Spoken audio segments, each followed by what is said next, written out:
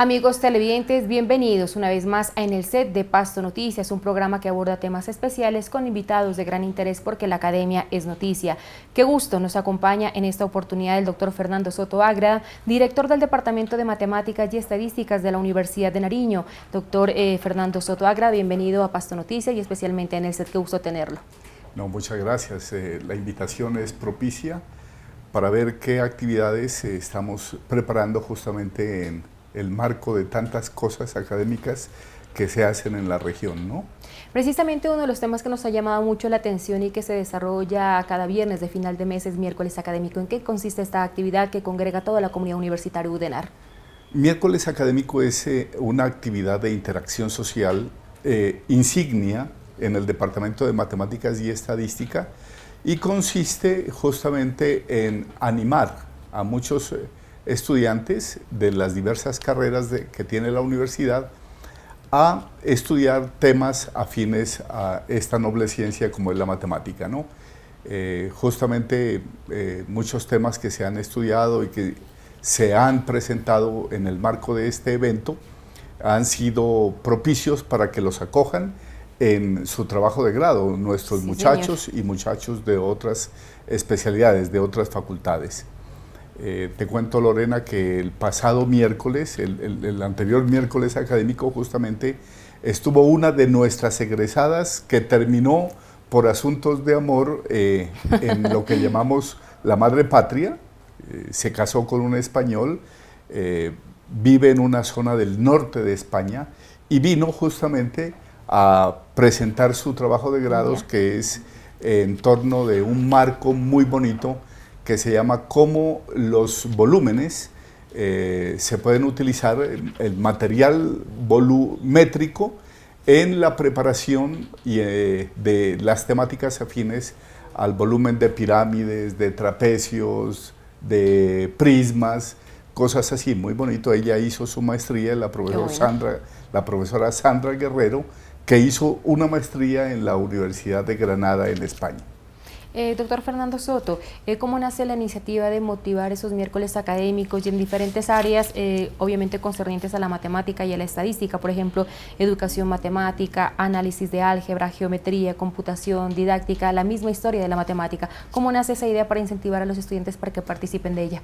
Bueno, yo creo que el nacimiento de este evento es viejo, ya es de una década, ya llevamos una década, es decir, tenemos casi que unas 40 presentaciones dentro del miércoles académico en diferentes áreas, ¿no? No se le ha hecho toda la propaganda posible y por eso este momento es bonito, es propicio, porque anima, y lo anima a uno como director, a que los muchachos acudan a este espacio académico que, como he dicho, prepara también y brinda la génesis de muchos trabajos de grado. No solamente eso, sino que también a los muchachos que van terminando sus trabajos y que han tenido la posibilidad de irlos a presentar a otros lados, también se les brinda el espacio académico para que su trabajo no se quede muerto, ¿no? Lo que pasa con los trabajos de grado es que muchos finalizan en los anaqueles y no vuelven a ser reestudiados ni visitados, ni propician la génesis de unos nuevos trabajos, que es lo que, eso lo sabe uno, ¿no? Muchos trabajos de grado se finalizan, pero brindan el terreno, son el terreno abonado para generar unos nuevos trabajos. Este miércoles académico que ha posibilitado que muchos estudiantes de la Universidad de Nariño abran ese campo para realizar sus tesis de grado, ¿cuáles se han hecho viables y, como se dice, no ha quedado en los anaqueles, que uno se esfuerza por hacer un trabajo, pero que no quede en una biblioteca como un documento, sino que tenga la factibilidad de desarrollarse, ¿no? Entonces, ¿qué tesis de grado usted nos puede comentar que sí han sido viables? Justamente la que va a terminar en el último miércoles de noviembre, porque el que viene lo va a realizar un profesor nuestro, muy conocido, el profesor Saulo Mosquera López, va a desarrollar una temática afín a la historia, ¿no? Porque se va a trabajar en lo que se llama la ecuación cúbica y cómo se puede solucionar una ecuación que es del ámbito algebraico dentro de unas competencias exclusivamente geométricas. Es un tema bastante bonito.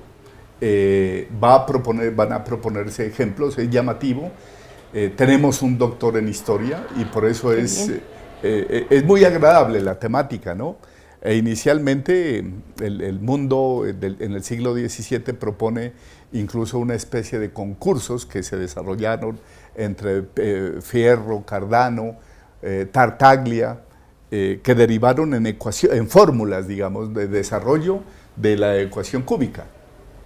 Pero en este caso vamos a presentar soluciones, digamos, ecuaciones tipo que se pueden resolver dentro del ámbito geométrico. Eso es bastante bonito, ¿no? La última, que es el último miércoles de noviembre, en esa sí va a presentarse el trabajo de unas niñas que ya son egresadas, ya están dentro del ámbito laboral, ya están trabajando en algunos colegios de la ciudad, por fortuna, ¿no? Y ellas trabajaron justamente en los cuadriláteros cíclicos, el tema es ese, cuadriláteros cíclicos en la resolución de problemas de olimpiadas matemáticas a nivel mundial, ¿no? Va a ser llamativa, su trabajo fue laureado y justamente se propició también una publicación.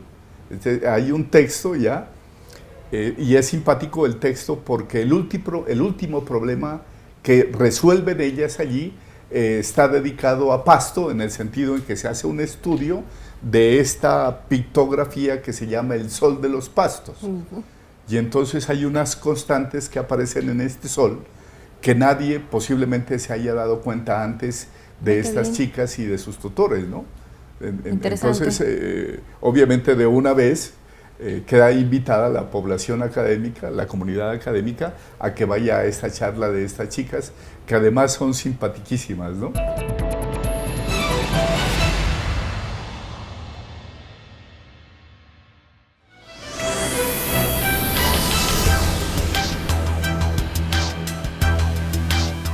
Noticias presente en las elecciones 2019 con el análisis claro y oportuno que nos caracteriza desde la academia. Numeral Tu Voto Decide. Transmisión en directo este 27 de octubre por Telepasto. Mirada Sur, 20 años.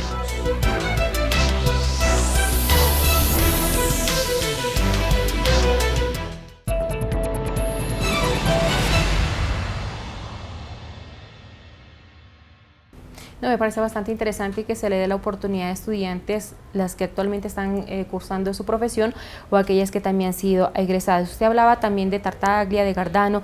Dentro del documento que nos participan sobre esos miércoles académicos habla del siglo XI, el matemático, astrónomo, poeta árabe Omar, que habla sobre el tratado de demostraciones de problema de álgebra. Sí, es que en esa, por comentarte, Lorena, ahora el mundo es más fácil porque desde Vieta hacia adelante, digamos, hacia nuestra época, se desarrolló lo que se llama ya el álgebra simbólica. Antes los problemas algebraicos eran retóricos, es decir, se resolvían con palabra hablada, no había nada escrito, entonces el mundo matemático era particularmente difícil.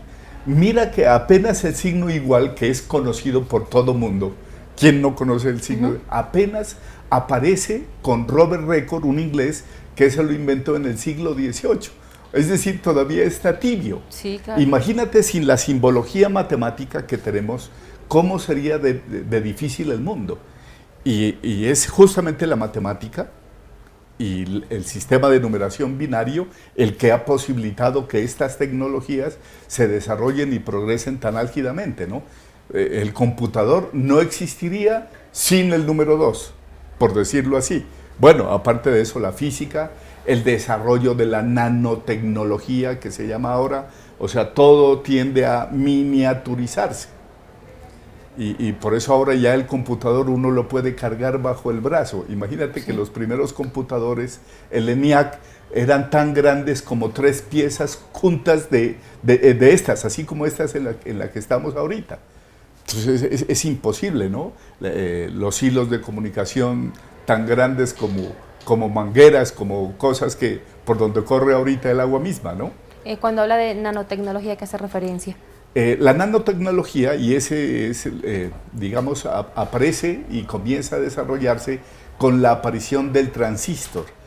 El transistor es el que permite que los circuitos, que ahora antes eran circuitos y eso se va haciendo cada vez más pequeño y termina en chips. Ya. Y entonces esos tales chips son realmente grandes. Antes debieron ser circuitos grandísimos que te pesan media tonelada, algo así, y ahora eso te pesa gramos. Y por allí es donde circula lo que se llama el procesamiento de la información. Los teléfonos que manejamos ahora, los celulares, por ejemplo, ¿no?, que te graban las llamadas. Antes no eran posible este tipo de cosas. Y todo ha sido desarrollado gracias a la nanotecnología, gracias a los circuitos eléctricos, pero muchísimas gracias también al transistor que aparece en la vida civilizada en 1954. Ese está más caliente aún que el álgebra y que el signo igual al que hacía referencia hace poquito. Doctor Fernando, ¿eso quiere decir que dentro de la dirección del Departamento de Matemática y Estadística se le exige también a los docentes actualizarse? Porque usted dice todo está evolucionando, todo está en avance y los estudiantes van más rápido que los mismos docentes. Sí, el Departamento de Matemáticas, para fortuna nuestra, fue el pionero del ingreso del computador al mundo universitario. ¿En qué año? Imagínate, te estoy hablando de hace unos 20, 25 años, tanto que los primeros directores de aula, los del centro de cómputo, etcétera, etcétera, eran profesores del Departamento de Matemáticas. Hablo de Edwin Isuasti, Álvaro Alfredo Bravo, Chávez, por mencionarte algunos, ¿no? Somos pioneros.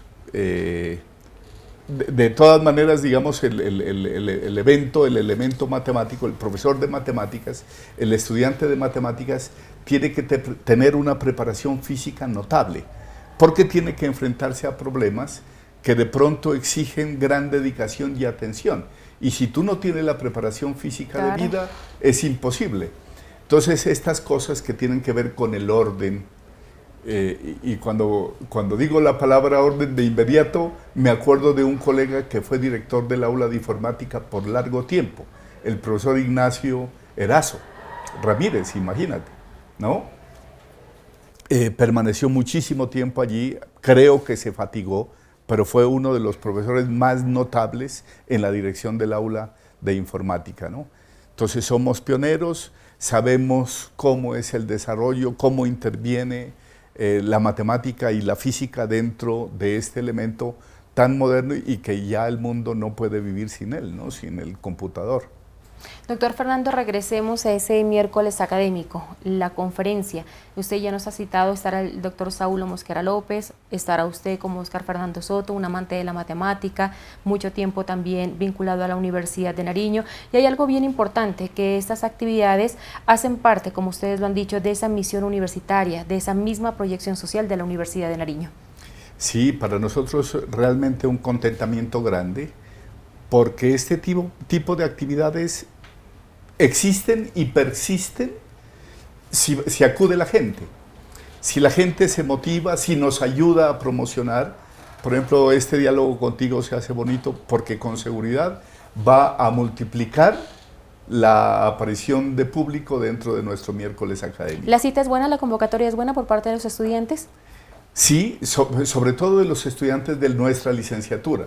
Y ocasionalmente van algunos otros muchachos un poco desubicados de otros programas, ¿no? Y se animan a estudiar un poco la temática porque no solamente les ve que es útil, sino que es bonita, es más ordenada en muchas ocasiones que muchas otras disciplinas, cosas así, ¿no? Sin demeritar que las otras disciplinas valgan más o menos que la matemática. Pero sí podemos decir que por organización, por sistematización, la matemática pues lleva una gran ventaja, un gran recorrido desde hace 3 siglos antes de Jesucristo, con Euclides, que fue el primer hombre que organizó el conocimiento matemático de una manera sistemática, ¿no? Lo que se conocía de aritmética y de geometría hasta esa época de los griegos, es decir, hace más de 2300 años.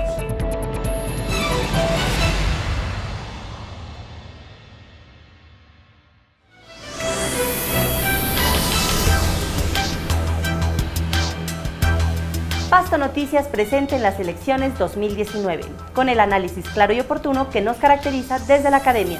Numeral Tu Voto Decide, transmisión en directo este 27 de octubre por Telepasto, Mirada Sur 20 años.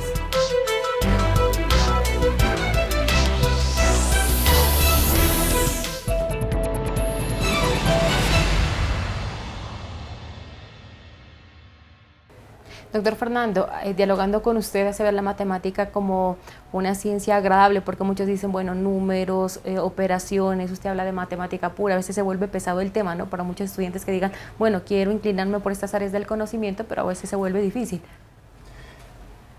Bueno, para ser buen estudiante, para ser un buen estudiante de matemática, primero tiene que tener un poquito de gusto, un poquito.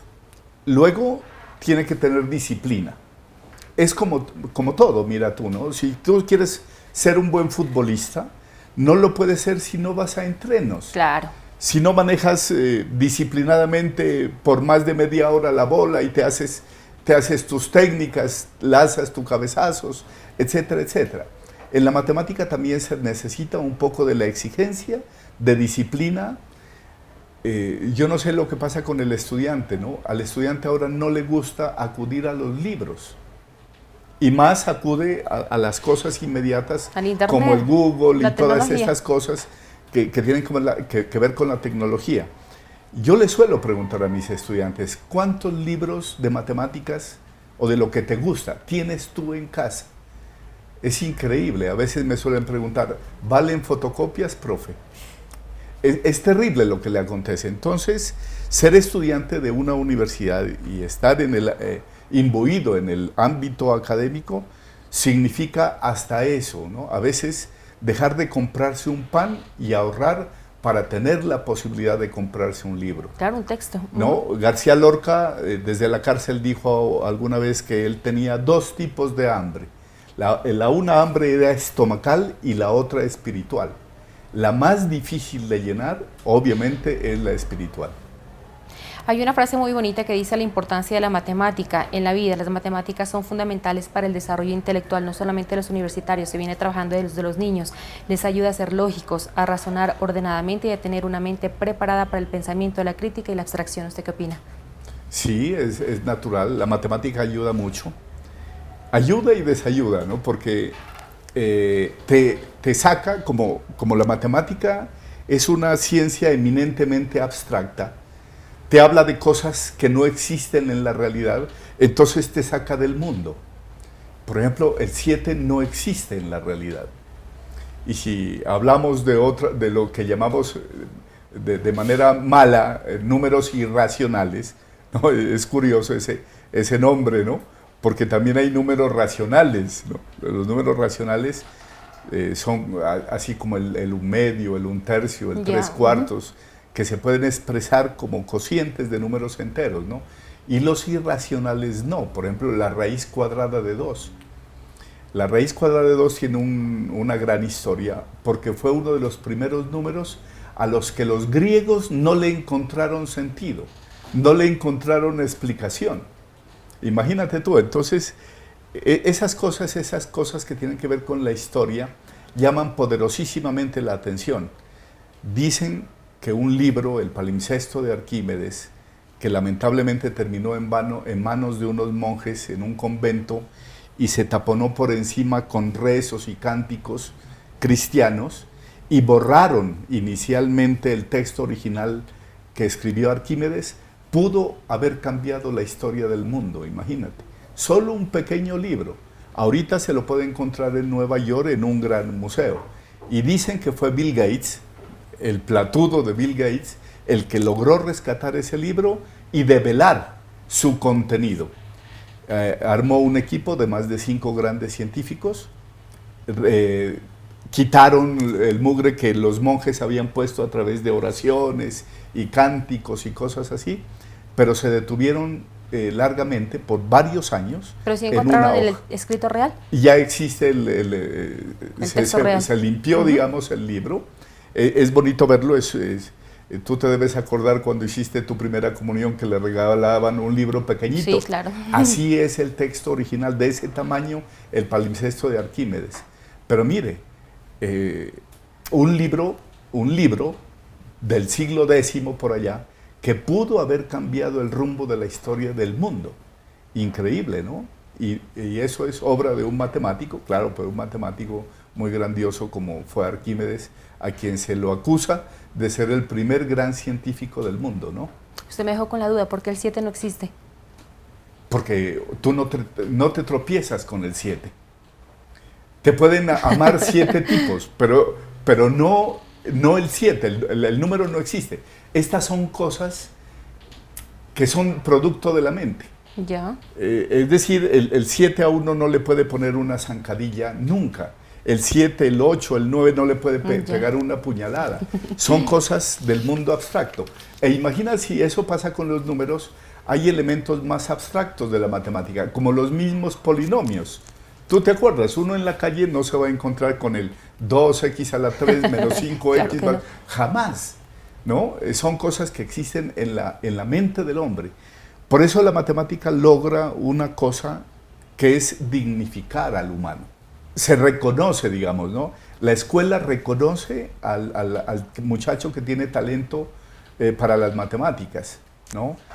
Ahorita también al que tiene talento para estas cosas sociales, conocer la inteligencia del otro, interactuar con el otro. Pero al matemático más, ¿no? Porque tiene la capacidad de trabajar y de intervenir en un mundo que no existe. El mundo de la matemática no existe. La teoría de grupos, ¿qué tal que los números primos? Imagínate, sabemos que los números primos son infinitos. El simple concepto de infinito ya es un concepto sumamente difícil de estudiar, de aprender, de asimilar y de intervenir dentro de ese mundo. Pues doctor Fernando Soto Agra, director del Departamento de Matemática y Estadística de la Universidad de Nariño, muchísimas gracias por haber atendido esta invitación y voy a dejarlo a usted que despida nuestra sección en el set de Pasto Noticias en esta oportunidad con la invitación, el lugar, la fecha, entrada libre para la próxima conferencia, pero también me gustaría, a usted le gusta manejar mucho el lenguaje nuestro, el lenguaje nariñense, para que se despida con nuestros televidentes y le diga chuchingas que no le tengan miedo a la matemática. Sí, algo así, ¿no? Y que lleven su propia sovierna, ¿no? Bueno. La sovierna es el taleguito con las cosas más sabrositas que preparaban en la cocina criolla, ¿no? El tostado, bueno. Así es que usted despida al doctor Fernando Soto en el set. Sí, los esperamos este 30 de octubre, ya se avecina. El profesor Saulo Mosquera López estará presentando justamente la ecuación cúbica, la solución de la ecuación cúbica mediante mecanismos netamente geométricos. Es una conferencia que se liga con lo histórico y por eso es bastante agradable. El 30 de octubre a las 10 de la mañana en el auditorio de la Facultad de Ciencias Naturales, que queda en el bloque 3, piso 3 de nuestra Universidad de Nariño, sede Toro Bajo. ¿Y en su lenguaje cuál es la despedida para nuestros televidentes? Y los esperamos sobre todo a las celebritas, ¿no? A las quernejuditas, a las donositas y a los angarillos desgualangados que nos visiten, que no se van a sentir incómodos y que por el contrario van a quedarse motivados y sorprendidos de la gracia que tiene la matemática, de la armonía que tiene la matemática, de lo bonita que es esta noble ciencia. Muchas gracias y los esperamos. Así despedimos de todos ustedes en el set de Pasto Noticias.